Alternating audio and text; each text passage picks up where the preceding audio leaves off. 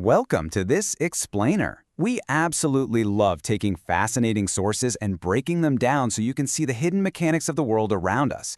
Today we're looking at a scenario you have almost certainly lived through. Okay, picture this. It's late at night. You're sitting in the drive-thru. You know exactly what you're craving. You pull up, the speaker crackles, and you hear it. The exact same rejection millions of others have heard. In fact, this moment is so universally shared that it's basically become a massive cultural joke. I mean, it spawned endless internet memes. They're literally entire live tracking websites like McBroken, built by totally frustrated fans just to monitor which locations actually have working equipment. It's a localized tragedy we've all experienced. Sorry, the ice cream machine is down. Yep, those 6 infamous words. You pull away from the window and you probably think, well, just my luck, right? You assume it's just a broken machine or maybe just bad timing on your part. We all know that shared frustration. But what if I told you that this little inconvenience isn't just a quirky malfunction? It's really not just a matter of faulty equipment or unmotivated employees. As the source material reveals, there is something much deeper happening behind the counter. Okay, let's dive into this. Because this is where the story shifts from just a surface-level symptom into a genuinely fascinating investigation of a hidden corporate system. That unavailable notice you see, it's not just about a broken part. It sits right at the intersection of complex corporate contracts, franchise politics, and regulatory gray zones. It is a carefully structured system, and once you understand how this whole shebang actually works, you will never look at a fast food drive-thru the same way again. Section 1. The official explanation. The nightly cycle. To understand this system, we first need to look at the physical hardware itself. Most of these units are made by a single company, Taylor Commercial Food Service. And look, because these machines handle dairy, they have some extremely strict, totally legitimate food safety requirements. Specifically, they require a rigorous, automated, nightly heat cleaning cycle. And that cycle takes anywhere from 4 to 8 hours to complete. Just think about that, 4 to 8 hours. During this massive block of time, the machine is absolutely locked out.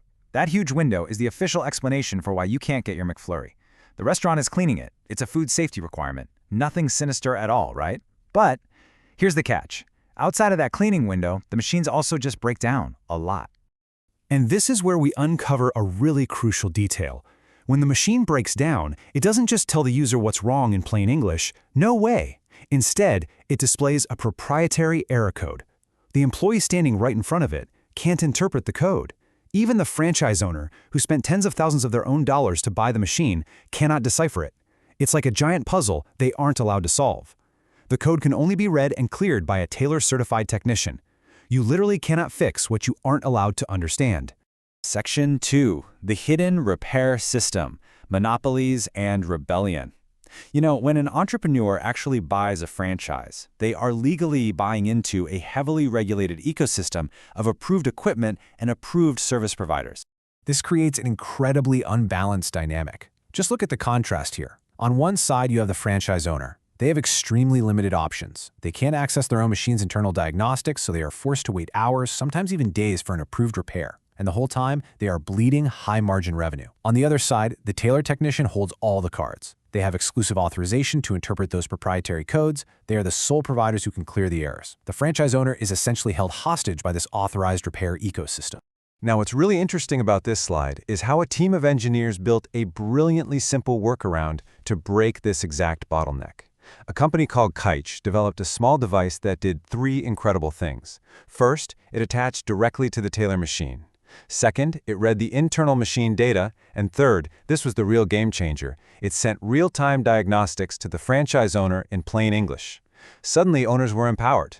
They knew right away if the machine needed a highly trained tech or if it just needed a simple reset.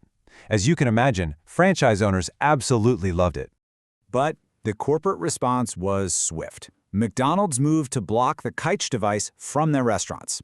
Now, to be completely fair and impartial to the sources here, McDonald's argued this was a matter of food safety liability. They stated that unauthorized modifications to food equipment create serious health risks. And honestly, that's not an unreasonable position to take. However, things escalated quickly. Kytch eventually sued Taylor, alleging that the manufacturer actually reverse-engineered their device. This intense legal battle perfectly highlights the friction between legitimate safety protocols and the underlying highly lucrative monopoly on equipment repair. Section 3. The ripple effect. beyond ice cream. So why does a broken dessert machine actually matter? Well, when you zoom out from the local drive-thru, you realize just how massive the financial impact is. Soft serve and McFlurry products carry huge profit margins and they drive a ton of customer traffic, especially in the evening. When you multiply those nightly losses across thousands of global locations, it's a massive, systemic issue. And this brings us to the absolute core of this explainer, the right to repair. What is it? It's the fundamental legal and ethical question of whether the person who owns a piece of equipment has the right to fix it, modify it, or at the absolute bare minimum, understand what's wrong with it. The fast food drive-thru? It's really just one front in a global war over equipment ownership. And this brilliantly illustrates how this exact same power structure is impacting critical industries everywhere. It's not just fast food. Right now, farmers are fighting massive tractor manufacturers for the right to repair their own agricultural equipment. Hospitals are actively pushing back against diagnostic monopolies on life-saving medical devices. Independent auto mechanics are losing access to proprietary vehicle software, which forces you to go straight to the dealer for repairs.